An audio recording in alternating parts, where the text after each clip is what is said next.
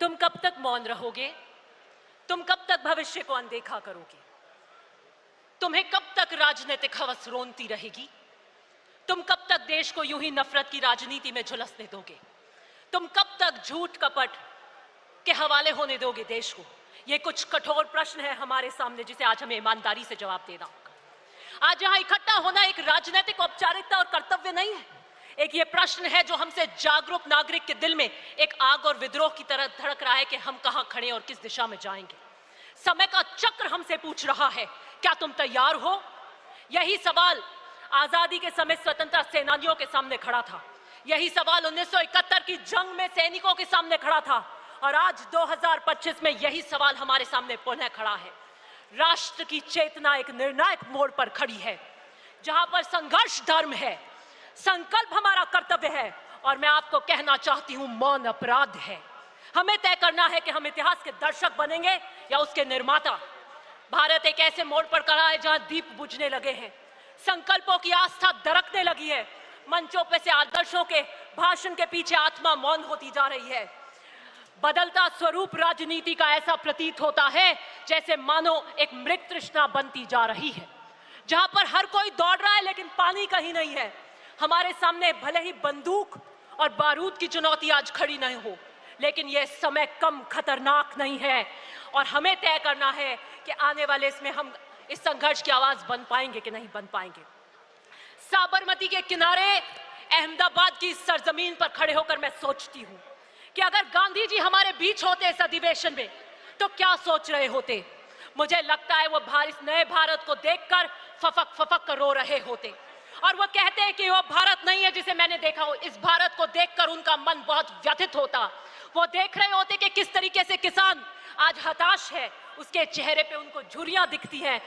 किस तरीके से मजदूर जो अपने हाथों की चोट लिए उम्मीद का संगीत बजाता है, आज उसको किस तरीके से हताश पे कर रखा है।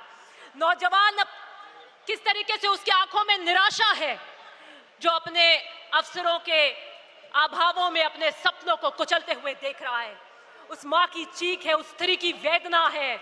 आज का संघर्ष संविधान बना तानाशाही का है। आज का संघर्ष लोकतंत्र बनाम अधिनायकवाद का है। कुछ लोगों की इच्छा संविधान बन चुकी है, उनकी इच्छा ही संविधान बन चुकी है। मैं आपको यही कहना चाहती हूं कि बीजेपी आरएसएस ने धर्म की राजनीति को अपना औजार बना दिया है। संसद को एक सिर्फ मोहर लगाने वाली मशीन बना दिया है। बीजेपी राम का नाम तो लेती है लेकिन नीति रावण की रखती है।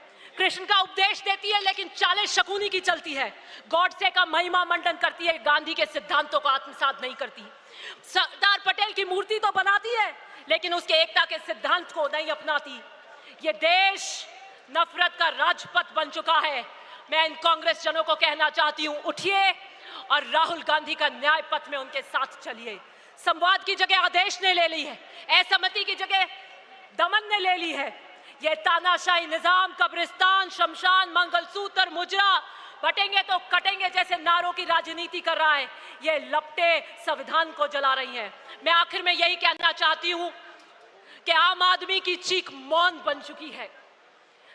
उसकी आवाज में न गजलों का लहजा है, न इशारों की नजाकत है। उस मां की चीख जिसने अपने बेटे को सांप्रदायिक हिस्सा में खोया है। गुजरात की यह धरती हमें क्रांति के लिए पुकार रही है। कांग्रेस का ये कार्यकर्ता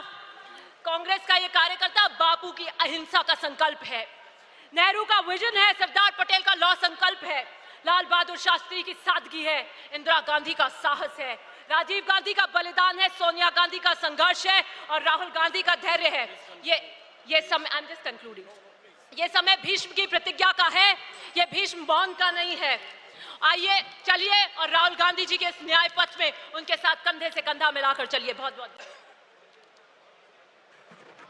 धन्यवाद। अभी कल